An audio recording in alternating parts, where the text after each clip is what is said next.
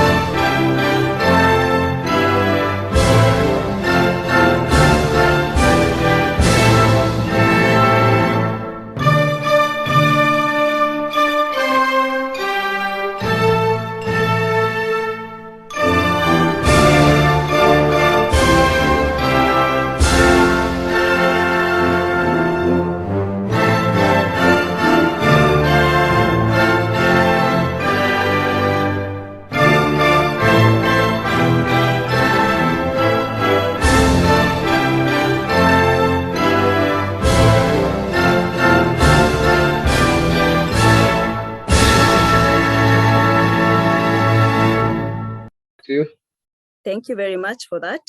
Warm welcome to those who have joined us. Next, I will invite the industry committee chair, who will give us a brief word. So welcome, Lumumba. Thanks, Gladys, and thanks everyone who's managed to join. Of course, we don't have full capacity yet in terms of the poll we've seen who registered and are planning to attend. But in the interest of time, we said we were going to begin at 4 p.m. and we want to begin exactly that time. So that's why we are kicking off with this. And I'm going to just do a very quick presentation on the IEEE Industry Engagement Team, who we are, what we do. And of course, knowing that we are doing this in collaboration with the IEEE Computer Science Society, where Alex is our chair and our speaker. And then we also have the IEEE Smart Cities program, which also is a co-host for this program or session today.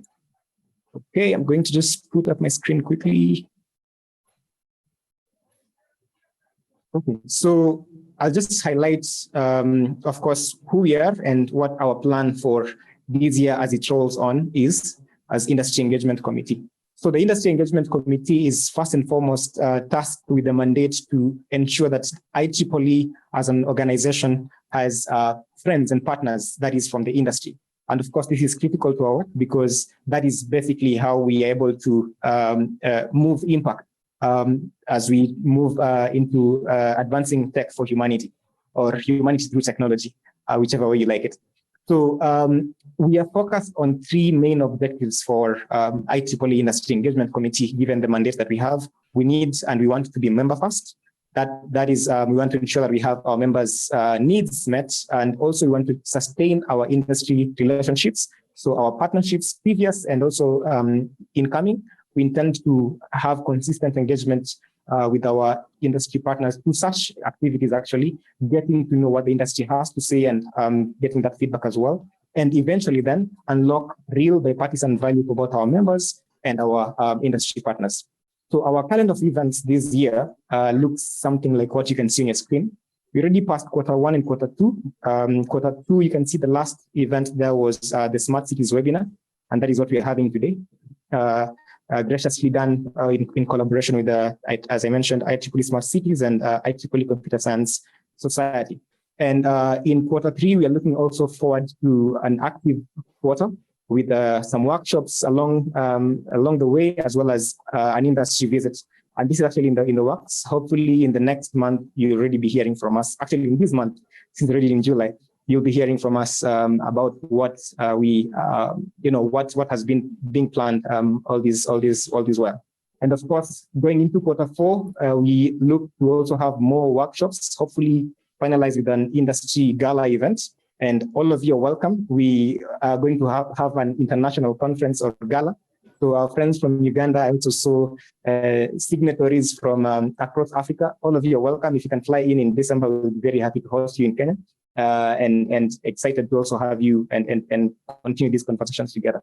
That being said, we totally welcome you all for this session. I'm sure Alex will speak a bit about the computer society. Yes, as he goes also into speaking today on the topic of data privacy in smart cities. That being said, we are always open to conversations as Industry Engagement Committee.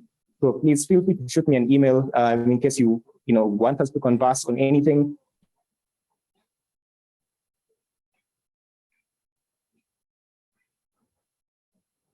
Regarding industry development partnerships, we'd be very happy, and let's enjoy the session. Conteni-sama. Okay, thank you very much, Lumumba. Without further ado, I would like to invite our guest speaker to take over.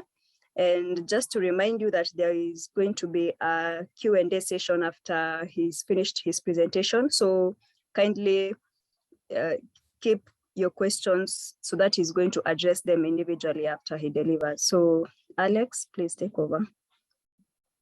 Okay, thank you for this opportunity. I hope you can hear me. Yes. Okay, so as has been mentioned, I am Alex Watila. Amongst some of the things I do in IEEE, I'm the chair of the Computer Society in IEEE Kenya. And the Computer Society is for anyone interested in computing. So my contacts are there. If you have any interest in computing, you can get in touch and we can share with you what are the benefits of being part of Computer Society. But again, within IEEE, we do a lot of collaborations like this. And this year, Computer Society is prioritizing industry of things, and it's going to be in partnership with the Industrial Electronic Society and CAS, which again is a new society within IEEE Kenya. So you can get in touch and I will tell you much more about that. But today I would like to talk about data privacy in smart villages. This came about because of the last webinar. There was quite some questions, interests, and concerns about the issue of data privacy. So today will be more like an awareness. This is a big field, but I think I'll give you a good foundation to build upon. So I will just give you some definitions so that we are on the same page. I will talk a bit about the EU GDPR and I'll explain why it is important. Then we will focus on data privacy in Kenya. But even if you're from Uganda or any other country, I think you will see some things that you can apply or are related. And then I'll end the presentation by just highlighting some emerging issues that you have to pay attention or are going to be issues coming up in the future. So we can start with what is data privacy. So data privacy is all about you as an individual being able to determine for yourself when, how, and what to extent your personal information can be shared or communicated to others. And personal information is any kind of information that relates to a specific individual. There is what they call a personal identification information. These are things like biodata, so like your name, address, phone numbers, your medical records, and also anything that can help identify someone's identity, like online identifiers, internet browsing history. So actually there has been a debate whether, say, your email address is personal information or public information. But in terms of data privacy, that's considered personal information because it can identify who you are. And data privacy is quite important because for individuals to engage and benefit from smart cities, they need to be sure that their personal data is safe. Because smart cities, one of the aspects is a lot about personalization. So there's a lot of data collection. And if your data is not private, people would not be willing to be part of smart city. So they will not enjoy the benefits of smart city. Again, there's that aspect of data protection, which is a subset of privacy, because protecting our users' data and other sensitive information is the first step to keeping user data private. So sometimes you might see me interchangeably using data protection and data privacy. But data privacy and data security are separate, but they are related concepts. So data security is more about policies and procedures that apply to protecting data stored within an organization. And you have standards like ISO 27001, which focuses on confidentiality, integrity, and availability. So confidentiality is more about protecting data from people who are not allowed to access it. Integrity is more about protecting the data from people who have permission to access it, and availability is that anytime someone needs to use that data, it has to be available. Anyone authorized to use the data has to be available, it has to be accurate, it has to be correct. And then data privacy is more of principles and policies and procedures that are govern who may access that data. So it's a bit more, if you compare it with ISO 27001, it's an aspect about confidentiality. And we will look at the EU GDPR and the Kenya Data Protection Act. One of the reasons why people came up with this general data protection regulation was that in a big entity like the EU, every country was coming up with rules related to privacy.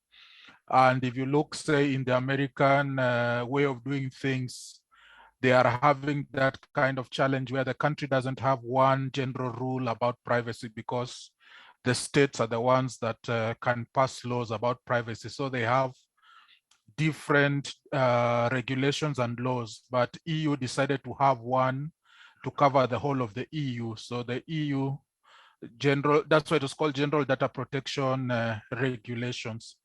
So even also UK, when it did the Brexit, it still also carried a lot of the elements of the EU GDPR. So again, another definition, what's the misuse of personal information? So misuse and abuse of personal information is actually on the increase.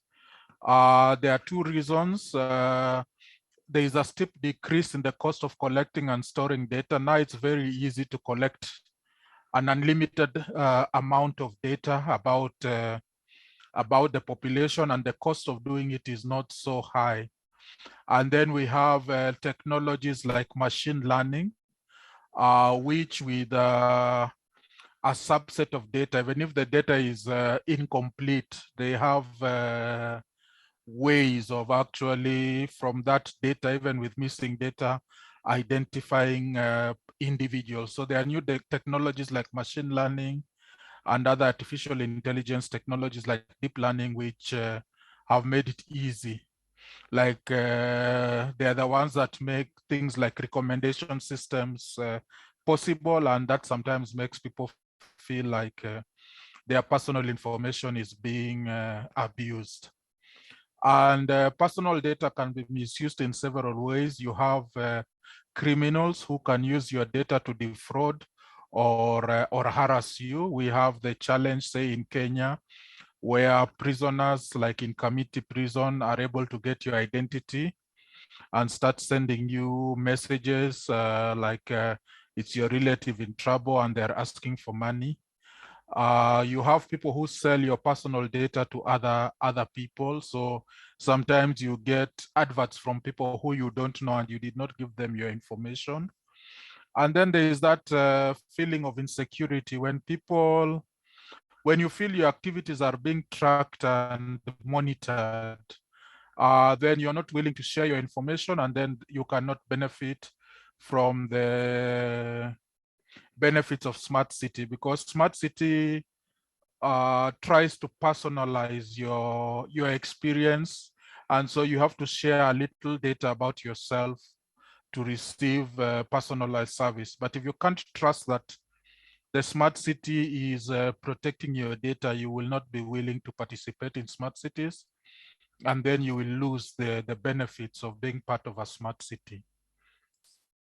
So I'll talk now about the European Union General Data Protection regulations. So the EU GDPR was a response to the misuse of EU citizens' personal information by big tech firms. These are like Alibaba, Facebook, and Google. So big tech are some of the biggest technology firms. So there is a terminology they call big tech. So you can remember there was this challenge where Cambridge Analytica was able to get Facebook data and use it to sway opinions during an election. And they were basically using personal data. People were interacting on Facebook, not knowing their data has been shared with Cambridge Analytica, and they were using it for political means. So as a response to such kind of misuse, the EU came up with GDPR as a way to protect citizens' personal information, especially from big tech. But big tech are not the only ones misusing data. So it was approved in April 14th, 2016, and they gave a grace period of 2 years for organizations to prepare, and it became enforceable in 25th May 2018. So the EU GDPR changed the global data protection ecosystem, because anyone who wants to do business with the EU, or if you are dealing with any EU citizen, you need to comply with EU GDPR. And the EU is one of the biggest economies in the world. So basically it forced majority of the world, or the entire world, to comply with EU GDPR. And that's why you found countries like Kenya. So in East Africa, actually 3 countries have, Kenya was the third to come up with the Data Protection Act 2019, which follows the path taken by European Union in enacting general data protection regulations for Kenya. But other East African countries have had to do the same because any data related to an EU citizen cannot go to a country that doesn't have strong data privacy protection. So somehow the EU GDPR basically changed the whole ecosystem. And so anyone dealing with data privacy, I would say the first step has to be the EU GDPR, because they're the first that did it. And actually most of the other countries implementing it have been influenced by that regulation that was passed by the EU. So we'll talk about some of the rights that came up in the EU GDPR, because most other countries that are doing privacy regulations are using the same kind of principles. And also these principles, I can't remember it offhand, but there was there was a industry commitment on fair use of data, which is where a lot of also these principles came from. It has just gone away from my mind, but that's where you'll find when people are implementing, these were principles already being implemented by some of the technology firms, but now it has been made into a regulation. So one of the rights is you have a right to be informed about your data. So supposing your data is shared to someone else, you have a right to be told about that. You also have a right in the event of a data breach to be informed. And I think they talk about that you have to be informed within 72 hours of someone in that organization being aware of a data breach. You have the right of access. Again, people who might be older might also remember that some of these things were in the Data Protection Act. So the GDPR just enhanced the UK Data Protection Act, which is a bit old. It's about, I would say about 20 years old, but it had this provision, the right to access data that has been held about you, to correct it, and even to get it erased. You have the right to be forgotten. So like there are some people who have been able to go to Google, and when you search now, you can no longer find that information. Again, this is a bit interesting. The right to challenge decisions made by algorithms and demand a second opinion by a human decision maker. A lot of decisions now are being made by algorithms without intervention of human decision makers. And if you are in such a situation, you can challenge a decision made by an algorithm and demand that you want a human being to consider. So like say in the developed world, they are using algorithms to decide whether to give someone a loan and that kind of thing. So you're able to challenge any decision made by an algorithm. So you have a right to do that. And then you have a right to contest violation of privacy rights. So if you feel your privacy rights have been infringed, you are given a right to contest that violation. So the GDPR had also several principles, which a lot of countries have also taken up. You will notice that when we look at the Kenya Data Protection Act, we'll find a lot of these similar things. So the statement reads that personal data must be processed lawfully, fairly, and in a transparent manner. So some of the issues that show whether it's lawful, fair, or transparent is informed consent. So you have to know what you're consenting to. That's what informed consent is. That information has to be maybe necessary for the performance of contract. There might be a legal obligation for data to be collected. So the data controller is the person who is collecting information. So there might be a legal obligation. So like if you, there are some maybe prohibited items. If someone buys, they have to be, there has to be a record. So like say terrorists were using things like fertilizers. So you found that now they made a legal obligation. Anyone buying large volumes of fertilizer has to be, information about them has to be controlled. Again, in banking, if you deposit an amount above a certain level, that information has to be collected and shared with the government. So you would find there are situations where an entity has a legal obligation to collect some data. There is again a concept called vital interests. This is used in the public health space, say with HIV and COVID-19. So with HIV, they have things like partner notification. So if someone is found to be HIV positive, it would not be a violation of privacy for the health facilities to inform their partners and recommend that they also go for a test to confirm whether they have HIV. So that's considered vital interest, and so you cannot challenge the hospital and say that your rights were violated because there is the need to protect the public.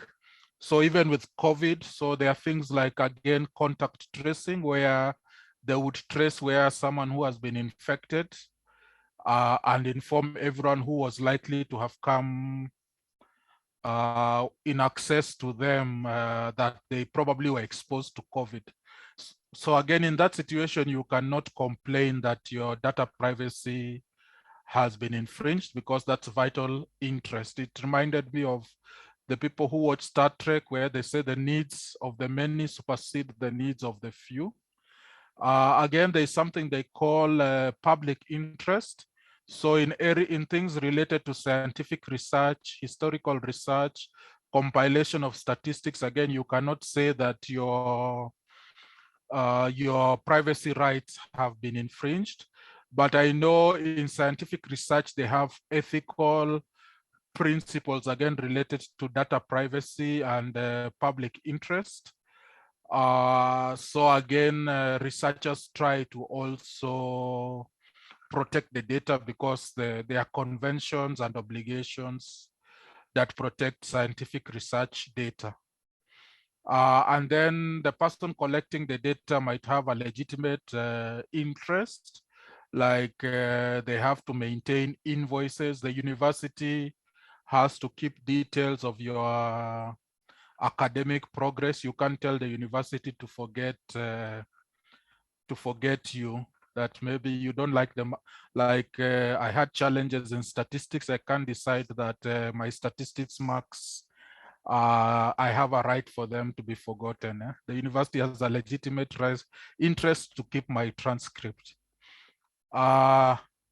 And then personal data must be collected for specified, explicit, and legitimate purposes. So the university has a legitimate purpose and specific purpose to keep a record of my transcript. But they can't now start using or selling that information for something else. So in addition to rights, these are principles or that help an organization achieve the privacy rights.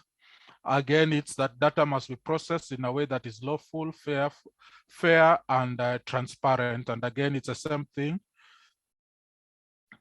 Did I mess this one? No, had I covered this slide? I think I had. Yeah, it was. So personal data must be adequate, relevant, and limited to what is necessary in relation to the purpose for which they are processed. So there has to always be a purpose, and that purpose has to be a legitimate one. It has to be fair, and it has to be transparent.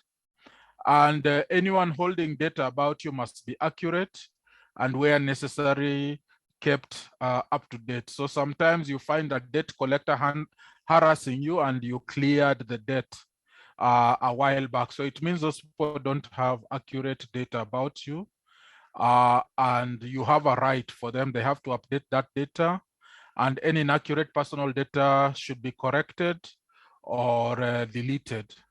Again, personal data that someone holds should be kept in an identifiable format for no longer that it is necessary. So say like organizations, say in financial, under Kenya's Financial Act, they are only allowed to retain records for 7 years.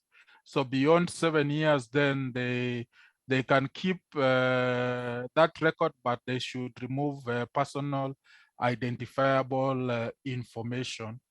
But there are exceptions, again, related to public interest, scientific, historical, or statistical purposes.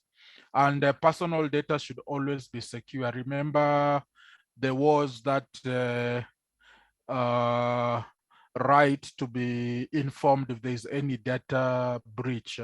So the organizations have an obligation to keep your data secure.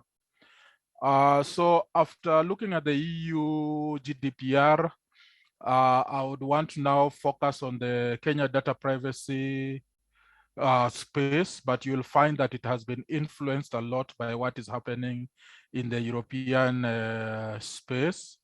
But the Constitution of Kenya that was passed in 2010 guaranteed the right to privacy as a fundamental right.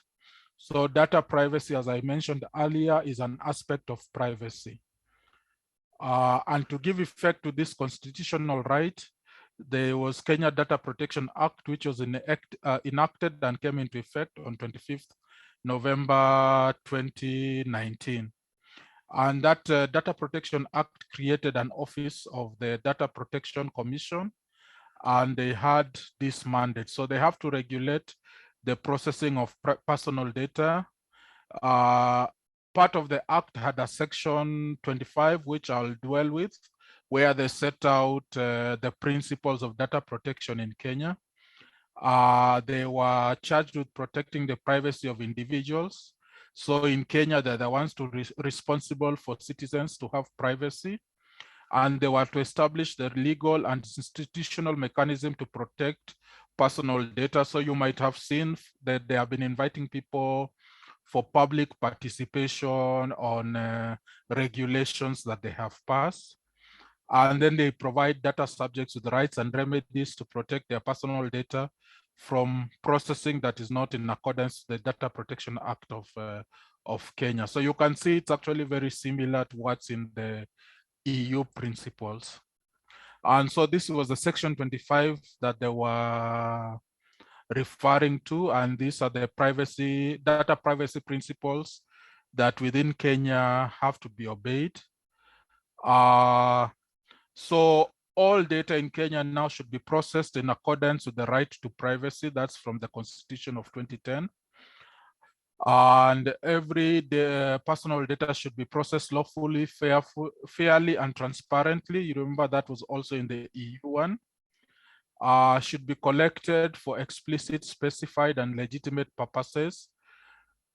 Should be adequate, relevant, and limited to the purpose of processing. So again, the people should not just collect unlimited data about an individual.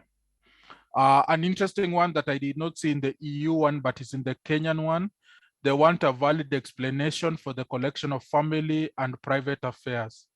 So if you are a Kenyan, someone has to explain, and they're collecting data and they start asking you about family and private affairs, they have to have a very valid explanation. This is a bit interesting because, say, in regions like the Middle East, any form you fill, you actually have to put details up to your grandparents. So maybe it would do this. I think even during citizen registration, you are expected to give your parents' details or your spouse's details or your partner's details. So there has to be a valid explanation why this is being collected. The data needs to be accurate and where necessary kept up to date. Inaccurate personal data should be corrected or deleted, and then should be kept in an identifiable format for no longer than is necessary. So there are some data retention laws. So when you go beyond the data retention laws, then they should remove personal identifiable information. Again, this is something they borrowed from the European Union. Data cannot be transferred outside Kenya unless there's proof of adequate data protection safeguards, or you as a data subject has given consent. So after that, I just want to highlight some emerging issues that can guide you as you're thinking about data protection. So you have to differentiate against two things. So you conform to standards. So standards are voluntary. So organizations voluntarily decide to conform to ISO 27001. There is no law that tells an organization it must implement ISO 27001. So they conform.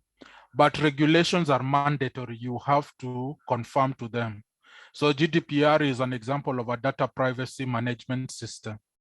But as an organization, ISO 27001 is one of the best standards to rely on GDPR compliance, because if you're certified in ISO 27001, you will find that you already have the systems for GDPR requirements. Because one thing about laws, they tell you what you must do, but they don't tell you how to do it. But ISO 27001 gives you you as an organization a framework to implement the data privacy requirements. So that's one issue you have to keep in mind. How are you going to ensure that your organization is GDPR compliant? One way would be to use a standard such as ISO 27001 to make that possible. There are other ISO standards like records management, again, which come to support that, and the quality management systems, which again come to support that. Again, you might have noticed when you browse, there are a lot of now privacy notices that came from GDPR. So it has increased the amount of information you need to include in your privacy notices. So I don't remember whether when signing up for this webinar, there was some kind of privacy notice given where they were explaining about why they're collecting the information, and they asked for permission to collect. We might need to check that just to confirm if we are complying with the data protection, but we are supposed to give privacy notices, and it must be concise, and someone should be able to understand it. So anytime someone provides their personal data, they have to be shown a privacy notice. The other thing is, again, the talk of GDPR has made people very fearful about privacy. But the way privacy is, I would suggest you do the same way companies do. So for a company, one of the first steps that a company does related to data privacy is they do a data privacy impact assessment. So instead of just fearing, you would need to look at what is the real risk of your personal identification information leaking, and what harm will come to you. And I was thinking of one example, like we hide our phone numbers and email addresses online, but we give out our business cards which have our contact details. So you would ask, is there any harm for someone to know your telephone number or your email address? So instead of just being over fearful, you need to really think through, is there information that if it became public would harm you? And I think this would help you have peace of mind. In GDPR, they have suggested a few things which they consider personal and should be protected. So if you are not in danger of such kind of information, then I think you should have peace of mind and participate in the smart cities. But you can do a personal data privacy impact assessment and just consider what harm would come to you. So like I know in the US, they have problems of identity theft and that kind of thing. So you need to do such kind of an assessment. And then you are able to put measures to mitigate, but staying away from smart cities because you're fearing privacy might not be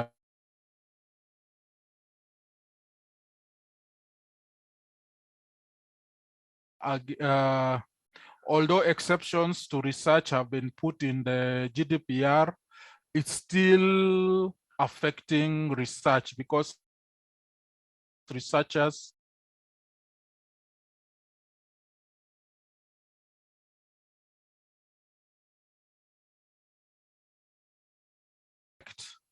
has to be from consenting individuals, and it can only be used to detect, contain, and prevent the spread of COVID.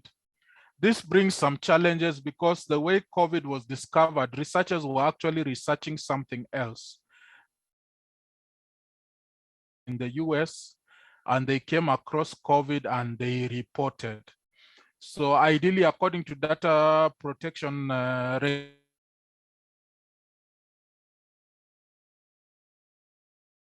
that should not have backed, because they were supposed to ask for permission, that you gave us permission to research on flu. But as we have been researching flu, we have identified a new disease. So researchers are facing such kind of ethical considerations. Should they wait to get the proper permission, or should they inform because of that aspect of public interest?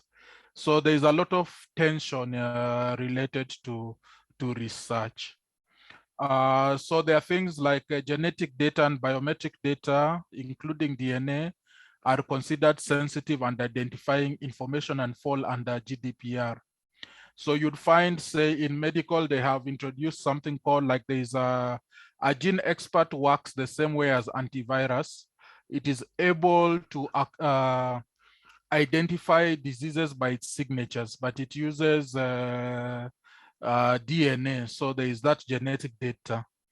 So again, that and with that, they are able to do quite a lot of research. Like, they can even identify the source, or what in health informatics they call the index case. But that again in GDPR might be an issue. So there is that tension that if you are a researcher and particularly dealing with human subjects, you have to understand the obligations you have under GDPR. And maybe now when you're doing the consent forms, it has to be clear that although you're picking it, say, for COVID, in the event that there's any other feedback that comes that is of public interest, you would want permission to also share that, because in health research, they have that obligation that when they're doing research and they find anything that is of use to humankind, they are supposed to share. But data protection does not want that to happen. And then again, when you're doing research, supposing you're collaborating with people from other countries, again, you're limited in what you can transfer outside Kenya. So you can only transfer to a place which has adequate data protection safeguards, or the data subjects have consented. So you would have told them, probably, I'm doing this research in collaboration with people in the UK or the US, and your data might be sent there, and they should consent to that. So as a researcher, you need to pay attention on GDPR. Again, because of the COVID season, a lot of people were working from home, and this also brought a lot of security, privacy, and compliance issues. So while working at home, you would find that your computer at home is not as well protected as the corporate computer in the office.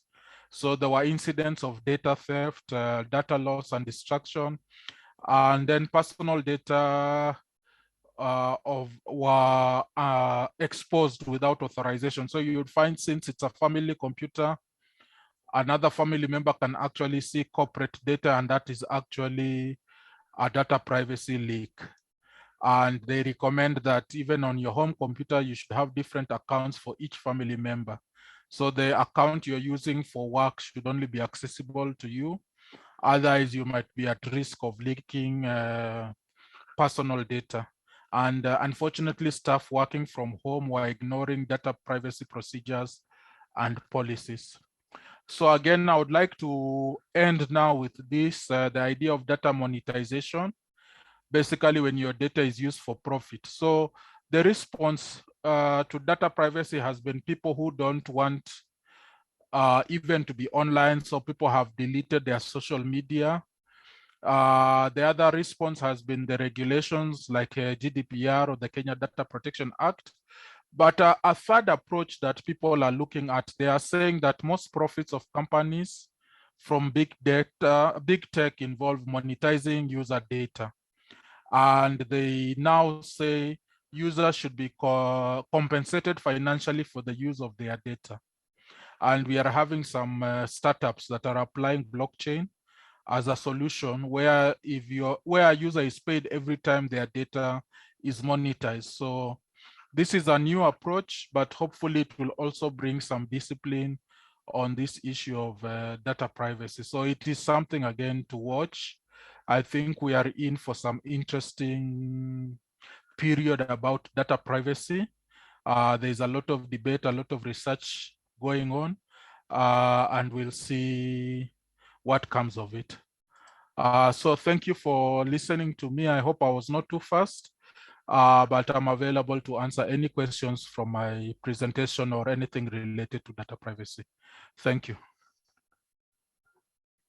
Thank you very much for that informative session.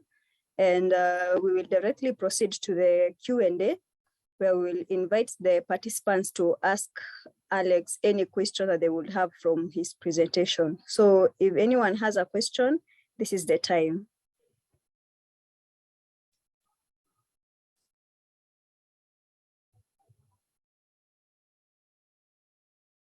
Okay, I'm seeing someone who had wanted the message to be, the presentation to be maximized. I think I'll share it with the smart cities, and they will share it with you, so you'll be able to read through the presentation.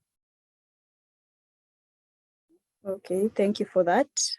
So do we have anyone with a question, a comment, an inquiry, probably of any extra information that they would like to get? As they are thinking, when I share my presentation, you will find these two links. It's a place you can get further training on GDPR, ISO 27, the ISO standards of information security and quality management systems. And also my email address is here. So if you need additional information, feel free to reach out. Okay, thank you very much. Also explore Collaborotech. This is a good facility that IEEE has made available for networking with the IEEE members as well. So you will find the links on the presentation as well. Okay, thank you. As we wait for the questions from participants, maybe we can give one of our members, industry members, a chance to speak if they had anything.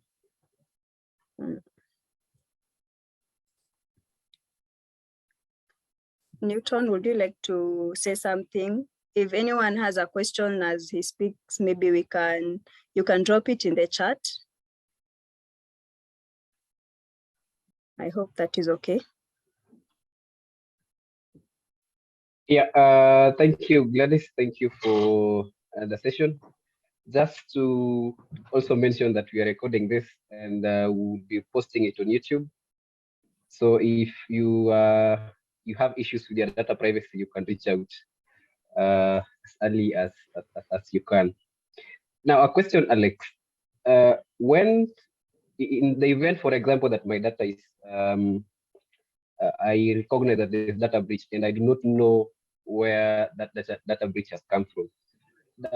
Do we have any recommendations on that? Do we have any ways I can control that other than just to whine around and say, okay, my data was breached, but I can't get it. I can't get who did that. So the GDPR is a bit interesting where I hope you can hear me. Yes. Yes, Alex. So GDPR is, they say it's an interesting law where you're punishing. It's like your money is stolen from the bank and they don't follow the thief. They charge the bank for that crime. So that is a bit a problem. Lawyers are debating that it is whether it's actually legal or why are you charging the person, not the person who stole the data, but the person who is holding your data. So usually you can just inform that I think my data has been breached, but they can only enforce the law if they know who lost that data. So it's a bit of a strange law compared to other laws. So it's like one lawyer was giving the example, it's like your money stolen from the bank And instead of them following the robber, they charge the bank for the loss of that money. And GDPR, unfortunately, has been like that. And that's now why, again, people are looking at technologies like blockchain, so that through blockchain, you're able to follow your data. And if there's a breach, then you'd be able to know where the breach happened. And then maybe you can get some remedies. But that's an interesting question. There's still a lot of debate going around it. I don't think there has been any court cases for a lot of these things related to the law. Until there's a court case and then the judges pronounce themselves, we can only speculate, but the final interpreter of the law is usually judiciary. So maybe when there's a court case that gets completed, then we will understand then how the data is being applied. But at the moment, yeah, you can only report and say, I think there's been a data breach, but if you don't know who is responsible, it's not very easy to get a remedy. Okay, thanks, Alex. Just a follow-up on that, on a different case. Do we have any guidelines on data privacy as it touches on such issues as power? I don't think maybe in Kenya, I don't think they have something specific to power. We might have to check what they are doing in the European Union. But at the moment, it is still very generic. I think the regulations are just still very basic. They are still at the issue of biodata. But clearly in smart cities, the power people know where you live and that kind of thing. So that data has to be protected. But I'm not aware of anything specific to power and energy, but I can check and see. It would be an interesting thing to investigate. Okay, we have a hand that is raised from Patricia.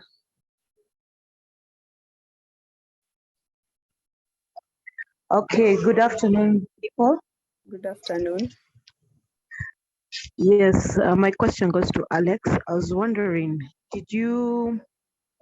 now in the States, they're really advocating, there's a lobby which is going to the Congress, and they're really advocating for data extraction, if I may put it like that. As in, yes, Kenya, recently we just got our data officer, the Data Protection Act, which came to law in 2019.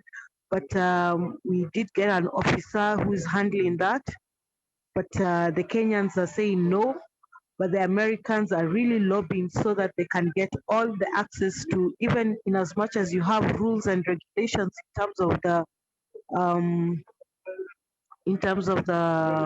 what do you call it? In terms of the regulations, in terms of the country of origin, the Americans are in the lobby, in the parliamentarians now, those senators and whoever's to the Congress the Congress House is actually advocating to extract data in as much as there's a rule regulation. What will be your take? Are you going to lobby to the Kenyan government to protect us for such? Or I don't know. They're really trying to make it into law, the Americans. Are you going to make the Americans, we don't want our data to be shared to them?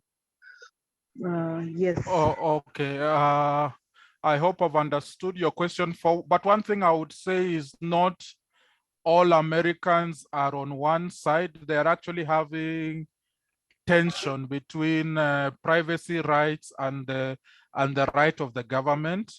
Again, in the US, they don't have one specific law for the whole country about privacy. So for example, California has a privacy law, which if you're a company in California, you have to follow. But if you're not in California, you don't have to follow it. So they are having that tension between the need to collect information for security against terrorism, and on one side they have people who are advocating for privacy. Again, now when they have had this issue of abortion rights and people being able to be charged for having an abortion, that has brought again the issue of data privacy. So I don't think they are not on all one side. There's a tension there between people who are pushing for data privacy, because Americans are they are very strong on data privacy. But on the other side, there are people who are saying that collection of data is needed for security, but they are having a lot of debates in their courts. So I guess we would wait and see what will be the final judgments, because despite having all these laws, the final arbiter of all laws is usually, or the final interpreter is usually the courts. So in the US, they are having a lot of concerns, and they are having a lot of court cases, but the US doesn't have one law related to data protection. It's very fragmented, but the EU are the people who chose just to have one law. So of course, for security, they have been asking for that.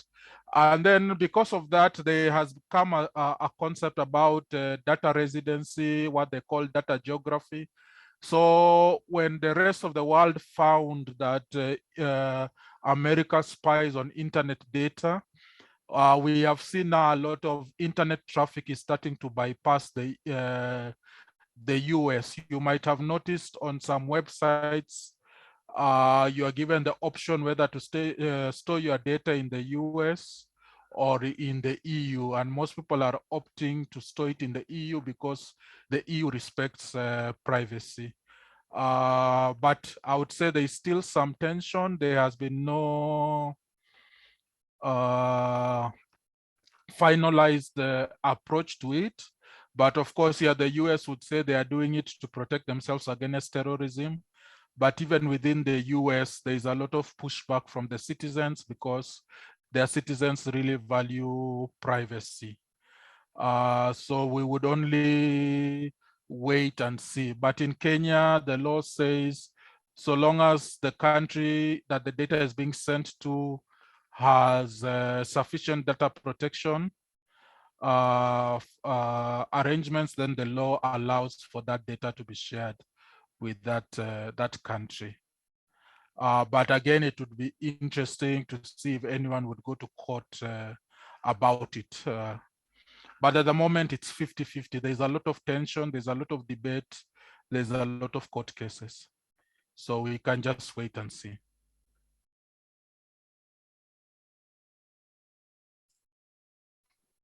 I hope I've answered your question.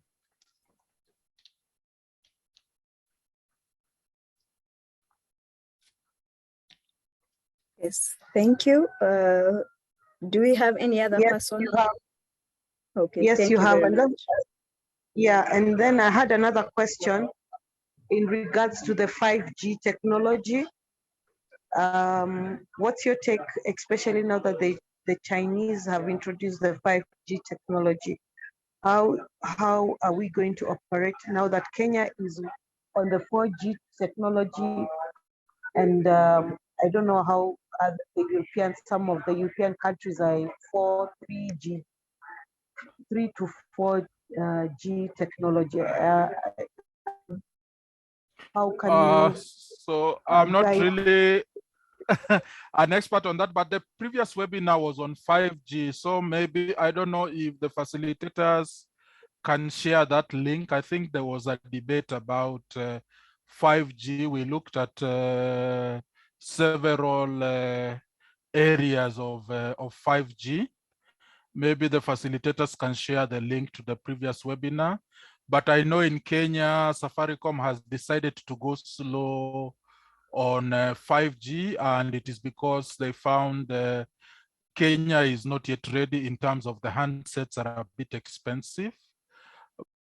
But again, in terms of smart cities, it's not only handsets. We have the Internet of Things and such things that would benefit from 5G.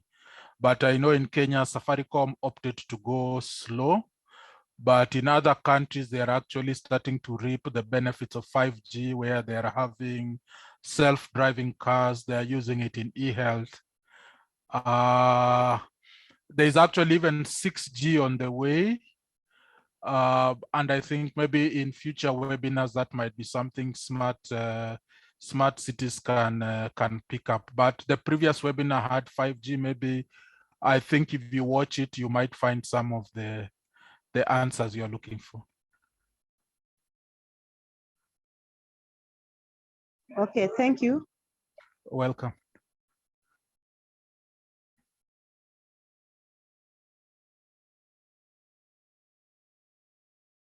Gladys, I think you're muted. Oh, sorry. Thank you very much, Patricia, for that. And do we have any other questions from our participants? Could be questions or comments. All are invited.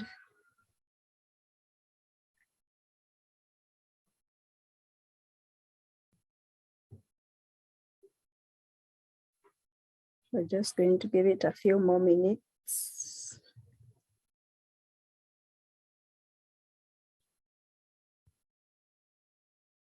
And anyone who will have a question after the session is done, Alex has already given his email where you can contact him directly. And since you're already at the top of the hour, I would like to invite Newton to speak. It will be a closing remark. So kindly, Newton. Yeah, thank you, Gladys, for moderating the session, and thank you, members, for having joined us for this interactive session that we've had today. Just to mention that industry engagement is having plans also to proceed on this, and be sure to follow us on our social media handles. So you can get us on, we have a LinkedIn page, you can go cross-check and you can find us there. We'll also be uploading this recording to YouTube. And just to reiterate again, if you have issues with your data privacy, you can reach out to myself or the team. And remember also to be on the lookout. We'll also be having another workshop in the coming days on power with a bias towards solar and something to do with cold roots.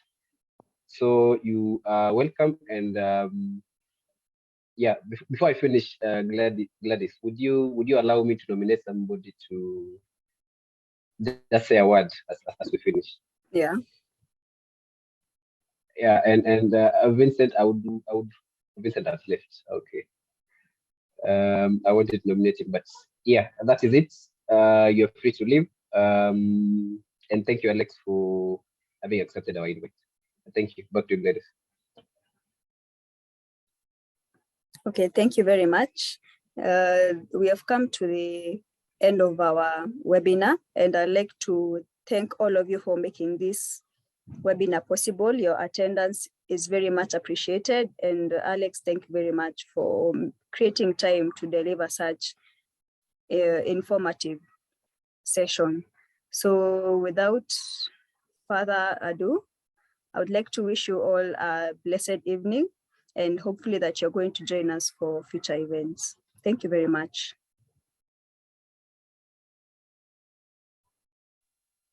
Thank you. Bye. Bye.